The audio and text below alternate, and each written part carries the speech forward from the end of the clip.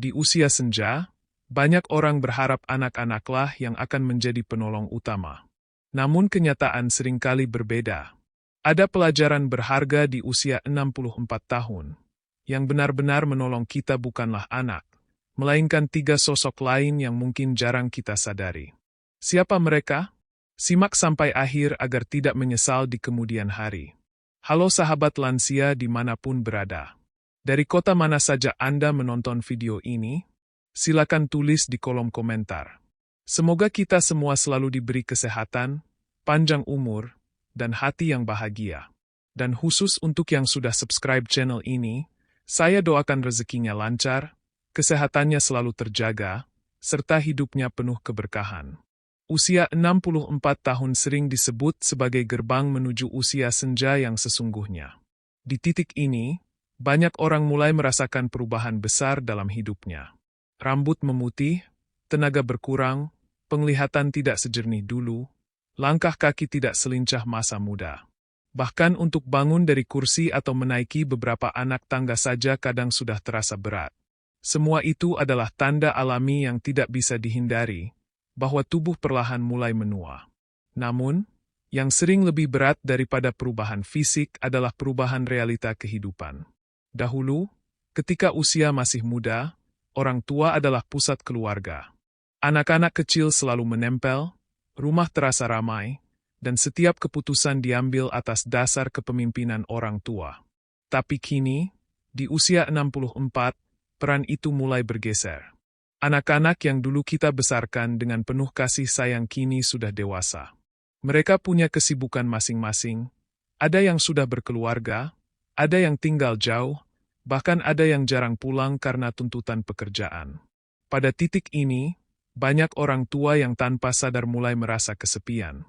Mereka berharap, kalau nanti sudah tua, pasti anak-anaklah yang akan selalu ada untuk menolong.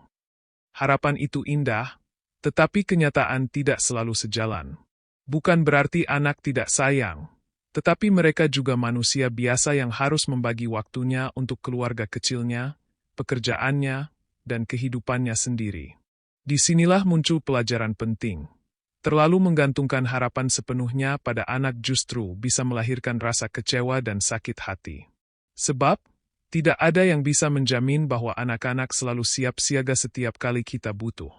Ada saat-saat tertentu di mana justru orang lain di sekitar yang lebih cepat hadir. Ada kalanya, kita sendiri yang harus berusaha menolong diri sebelum meminta bantuan. Realita ini seringkali terasa pahit. Ada orang tua yang meneteskan air mata karena merasa seolah dilupakan. Ada yang diam-diam merasa tidak dibutuhkan lagi. Namun, jika direnungkan lebih dalam, usia 64 bukanlah masa untuk larut dalam kesedihan, melainkan masa untuk memahami kebenaran hidup. Bahwa cinta anak tetap ada, hanya saja bentuknya tidak selalu sama seperti dulu. Jika dulu mereka bisa 24 jam bersama kita, kini waktunya terbatas. Jika dulu mereka selalu bergantung pada kita, kini mereka punya dunia sendiri yang juga harus diprioritaskan. Kesadaran inilah yang menjadi bekal penting agar hati tetap tenang. Usia senja tidak harus dipenuhi rasa kecewa, asal kita bisa menerima realita dengan lapang dada. Justru dengan memahami posisi ini, kita bisa lebih fokus menjaga diri, mempererat hubungan dengan pasangan, sahabat, maupun lingkungan sekitar, yang kadang lebih sering hadir di saat kita membutuhkan. Di usia 64 tahun, banyak orang baru menyadari bahwa penolong pertama dan terpenting sebenarnya bukanlah anak, bukan pasangan, bahkan bukan siapapun di luar diri kita. Penolong sejati justru adalah diri sendiri. Kedengarannya sederhana, tetapi kenyataan ini seringkali terlupakan ketika kita masih muda dan kuat.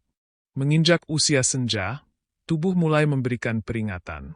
Sendi sering terasa nyeri, lutut tak lagi sekuat dulu, dan penyakit kronis seperti darah tinggi, kolesterol, atau gula darah mulai muncul. Di saat inilah, siapa yang paling pertama bisa menolong? Jawabannya adalah diri sendiri. Jika kita tidak menjaga pola makan, siapa yang menanggung akibatnya? Jika kita malas bergerak dan enggan berolahraga ringan, siapa yang merasakan sakitnya? Tidak ada orang lain yang bisa masuk ke tubuh kita dan memperbaikinya. Hanya kita yang bisa menjaga dan melindungi diri sendiri. Menolong diri sendiri bukan hanya soal fisik, tetapi juga soal mental. Banyak lansia yang merasa kesepian, sedih, bahkan merasa tidak dihargai lagi. Jika pikiran ini dibiarkan, maka tubuh akan semakin lemah karena hati tidak lagi punya semangat hidup. Di sini, peran diri sendiri sangat besar. Hanya kita yang bisa memilih untuk tetap berpikir positif, tetap bersyukur, dan tetap mencari kebahagiaan meski sederhana. Menolong diri dalam bentuk menjaga pikiran sehat sama pentingnya dengan menjaga tubuh tetap bugar. Sayangnya, banyak orang di usia 64 yang masih terjebak dalam kebiasaan lama. Terlalu boros untuk anak, terlalu keras bekerja padahal tubuh sudah rentan, atau justru terlalu malas bergerak sehingga tubuh makin lemah. Padahal, menolong diri berarti berani mengambil keputusan bijak, mengutamakan kesehatan, hidup sederhana, dan merawat diri agar tidak menjadi beban berat bagi orang lain.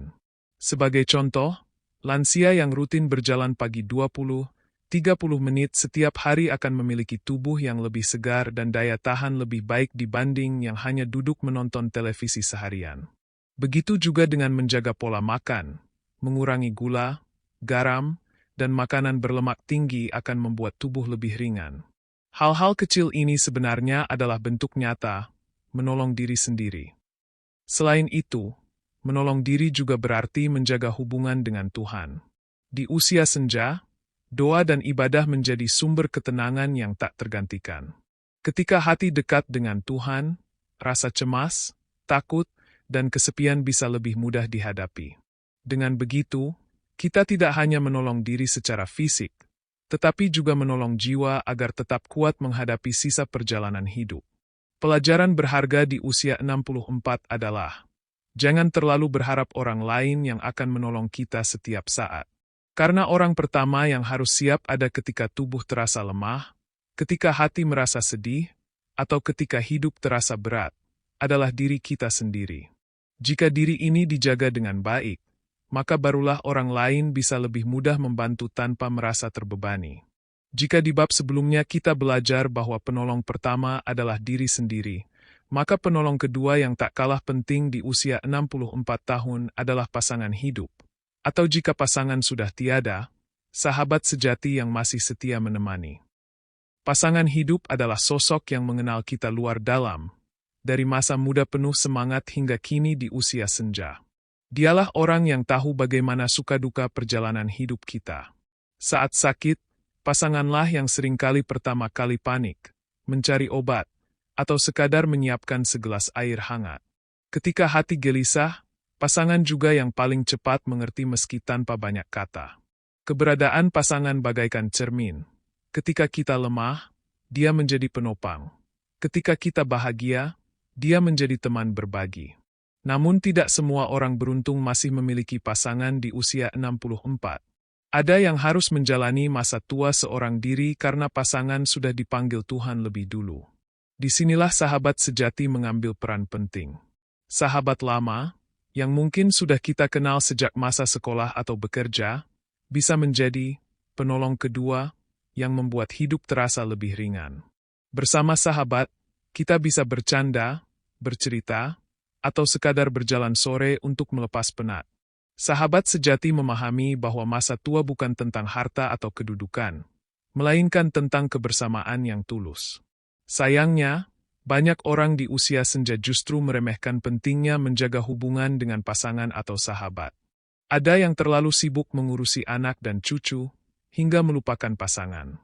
Ada juga yang terlalu bangga atau gengsi untuk menjaga silaturahmi dengan teman lama. Akibatnya, ketika tubuh mulai rapuh dan kesepian datang, tidak ada tempat untuk berbagi selain diri sendiri. Padahal, penelitian menunjukkan bahwa lansia yang memiliki pasangan atau sahabat dekat cenderung lebih sehat secara mental. Mereka jarang merasa kesepian, memiliki semangat hidup lebih tinggi, dan bahkan lebih panjang umur dibanding yang benar-benar sendiri. Hubungan yang hangat mampu mengurangi stres, yang secara langsung berpengaruh pada kesehatan fisik. Pelajaran besar di usia 64 adalah, jangan pernah menyepelekan pasangan atau sahabat. Rawat hubungan dengan penuh kasih. Ucapkan terima kasih, tunjukkan perhatian, dan jangan malu meminta maaf jika berbuat salah. Karena di masa tua, bukan harta yang paling berharga, melainkan kebersamaan dengan orang yang benar-benar peduli. Pasangan hidup dan sahabat adalah penolong kedua yang keberadaannya seringkali lebih nyata daripada anak. Ketika anak sibuk dengan pekerjaannya, pasanganlah yang setia menemani kita di rumah. Ketika anak tidak bisa pulang karena jarak jauh, sahabatlah yang bisa kita temui untuk sekadar melepas rindu. Mereka bukan sekadar teman hidup, tetapi juga penopang semangat di usia senja. Sahabat lansia, mungkin banyak yang tidak menyadari bahwa penolong ketiga di usia 64 tahun justru adalah tetangga dan lingkungan sekitar. Kita sering menganggap keluarga, terutama anak, sebagai orang yang paling diandalkan. Namun kenyataannya, dalam keadaan darurat atau saat butuh bantuan cepat, justru tetangga yang lebih dulu hadir. Coba bayangkan, ketika kita tiba-tiba jatuh di kamar mandi, siapa yang pertama kali mendengar suara kita? Anak yang tinggal jauh? Atau tetangga yang rumahnya hanya bersebelahan? Saat kita mendadak sakit tengah malam dan butuh diantar ke rumah sakit, siapa yang lebih mungkin segera datang? Tentu bukan anak yang sedang bekerja di luar kota, melainkan tetangga yang tinggal tak jauh dari rumah. Tetangga bukan sekadar orang yang tinggal di sebelah, melainkan juga bagian dari keluarga kecil di sekitar kita. Karena itu, hubungan dengan lingkungan sekitar perlu dijaga sebaik mungkin. Menyapa dengan ramah, ikut kegiatan sederhana di RT atau RW, serta saling menolong dalam hal kecil seperti meminjamkan peralatan atau menjaga rumah ketika kita bepergian, adalah bentuk investasi sosial yang akan terasa manfaatnya di masa tua. Banyak lansia yang menyesal karena sejak muda terlalu menutup diri, tidak mau bergaul, atau bahkan bermasalah dengan tetangga. Akibatnya, ketika tua dan membutuhkan, mereka merasa asing di lingkungannya sendiri. Padahal, tetangga yang baik bisa menjadi malaikat penolong ketika kita sendirian di rumah. Bahkan sekadar ajakan untuk berjalan sore bersama atau ngobrol di teras rumah bisa menghilangkan rasa sepi yang sering menghantui usia senja. Lingkungan yang sehat dan rukun juga memberikan rasa aman. Jika hubungan dengan tetangga harmonis, kita tidak perlu khawatir saat sakit atau saat ada keadaan darurat. Mereka akan peduli tanpa harus diminta. Bahkan dalam banyak kasus, tetangga justru lebih peka terhadap kondisi kita dibanding anak yang jauh di perantauan. Pelajaran penting di usia 64 adalah, jangan anggap remeh hubungan dengan tetangga. Karena yang paling dekat dengan kita bukanlah anak, melainkan orang-orang di sekitar rumah. Satu senyuman tulus, satu ucapan salam, atau satu tindakan ringan bisa membuka pintu pertolongan besar di kemudian hari. Maka, jangan segan untuk membangun hubungan baik dengan lingkungan. Ikut serta dalam kegiatan sosial, arisan, atau kerja bakti. Bukan karena kita ingin mencari pujian, tetapi karena kita sadar bahwa hidup bermasyarakat adalah kebutuhan. Dengan begitu, masa tua tidak akan terasa sepi, karena kita dikelilingi oleh orang-orang yang siap membantu tanpa pamrih. Banyak orang tua di usia 64 tahun merasa kecewa, bahkan terluka hatinya, karena anak-anak tidak selalu ada di sisi mereka. Ada yang jarang pulang, ada yang sibuk dengan pekerjaan, ada pula yang hanya sesekali memberi kabar lewat telepon. Perasaan itu wajar, karena sejak muda kita membesarkan anak dengan penuh pengorbanan, berharap suatu hari kelak mereka akan selalu membalas dengan perhatian yang sama. Namun disinilah pelajaran berharga muncul. Bukan berarti anak tidak sayang, hanya saja bentuk kasih mereka berbeda dengan yang kita harapkan. Ketika anak sudah dewasa, mereka punya jalan hidup sendiri. Ada yang merantau jauh demi mencari nafkah, ada yang harus fokus pada keluarganya, ada juga yang terbebani oleh tanggung jawab pekerjaan. Waktu dan tenaga mereka terbagi-bagi, sehingga tidak bisa selalu mendampingi orang tua setiap saat. Ini bukan tanda bahwa mereka melupakan orang tua, melainkan tanda bahwa mereka sedang berjuang dengan kehidupan mereka sendiri. Sayangnya, banyak orang tua yang merasa seolah ditinggalkan, padahal anak sebenarnya masih peduli. Hanya saja, cara peduli mereka berbeda. Misalnya, anak yang rajin mengirimkan uang bulanan, meski jarang pulang. Ada pula anak yang sibuk bekerja sehingga jarang menelepon. Tetapi setiap kali libur panjang ia pasti menyempatkan diri datang. Kasih sayang itu tetap ada, meski tidak selalu terlihat dalam bentuk kehadiran fisik sehari-hari. Di usia 64 tahun, kita perlu belajar untuk legawa, ikhlas menerima kenyataan bahwa anak tidak bisa memenuhi semua harapan. Kita juga perlu menyadari bahwa terlalu menuntut perhatian berlebihan justru bisa membuat anak merasa tertekan. Hubungan yang seharusnya hangat bisa berubah menjadi renggang jika kita terus-menerus menuntut. Lebih baik, fokuslah pada hal-hal positif. Misalnya, saat anak memberi kabar meski hanya sebentar, hargai dan syukuri. Saat anak datang menjenguk meski jarang, sambut dengan penuh kegembiraan, bukan keluhan. Dengan begitu, hubungan akan terasa lebih indah dan anak pun lebih nyaman untuk datang kembali. Pelajaran pentingnya adalah, jangan menilai kasih anak hanya dari seberapa sering mereka ada di samping kita. Anak tetap sayang, hanya saja mereka juga manusia yang punya keterbatasan. Jika kita bisa memahami hal ini, hati menjadi lebih tenang, tidak mudah tersakiti, dan hubungan dengan anak tetap harmonis. Anak memang bagian penting dalam hidup kita, tetapi mereka bukanlah satu-satunya penolong di usia senja. Justru dengan menerima kenyataan ini, kita bisa lebih bijak, lebih lapang dada, dan lebih bahagia. Kasih sayang anak akan terasa lebih manis jika kita berhenti menuntut dan mulai belajar bersyukur atas perhatian yang mereka mampu berikan. Menginjak usia 64 tahun, hidup perlahan mengajarkan banyak hal. Masa muda penuh semangat sudah lewat, masa bekerja keras mencari nafkah juga sebagian besar telah kita lalui. Kini, saatnya kita menata diri agar sisa hidup lebih tenang, lebih damai, dan lebih bijak. Di usia ini, kebahagiaan tidak lagi terletak pada harta atau jabatan, melainkan pada bagaimana kita mampu mensyukuri apa yang ada, menjaga kesehatan, dan menjaga hati tetap lapang. Salah satu kebijaksanaan terbesar adalah belajar melepaskan. Melepaskan beban masa lalu, melepaskan rasa kecewa kepada anak atau pasangan, bahkan melepaskan ambisi berlebihan yang tak lagi sesuai dengan kemampuan tubuh. Semakin kita berani melepaskan hal-hal yang tidak perlu, semakin ringan langkah kita menjalani hari-hari. Hidup lebih bijak juga berarti fokus pada hal-hal yang masih bisa kita lakukan. Mungkin tenaga tidak sekuat dulu, tetapi kita masih bisa berjalan pagi, bercengkerama dengan tetangga, atau bercanda dengan cucu. Mungkin kita tidak bisa bekerja keras seperti masa muda, tetapi kita bisa menanam tanaman di halaman, membaca buku, atau beribadah lebih khusyuk.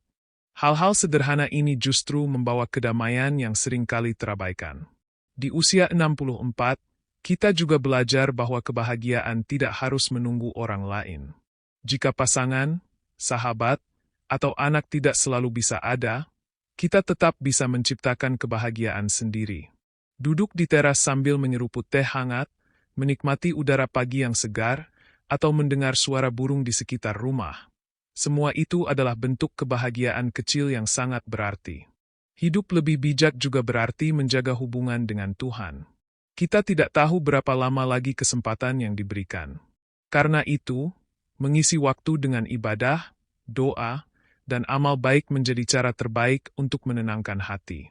Dengan begitu, meski usia bertambah, batin terasa lebih kuat dan damai. Pelajaran terakhir yang paling berharga di usia 64 adalah memahami bahwa hidup bukan lagi tentang seberapa banyak kita memiliki, melainkan tentang seberapa ikhlas kita menjalani. Tidak ada yang bisa menjamin berapa lama lagi kita hidup. Karena itu, jalani sisa waktu dengan penuh kasih sayang, syukur, dan kebermanfaatan. Hidup lebih bijak di usia 64 tahun bukan berarti menyerah pada keadaan, tetapi justru berarti memilih hidup dengan lebih tenang, lebih sederhana, dan lebih damai. Inilah bekal terbaik agar masa tua tidak hanya panjang umur, tetapi juga penuh kebahagiaan. Sahabat lansia yang saya cintai, itulah pelajaran berharga di usia 64 tahun. Semoga kita semua bisa mengambil hikmah dan menjalani hari tua dengan hati yang lebih tenang. Untuk Anda yang sudah subscribe, saya doakan selalu sehat, rezekinya lancar, dan keluarga diberi kebahagiaan tanpa henti.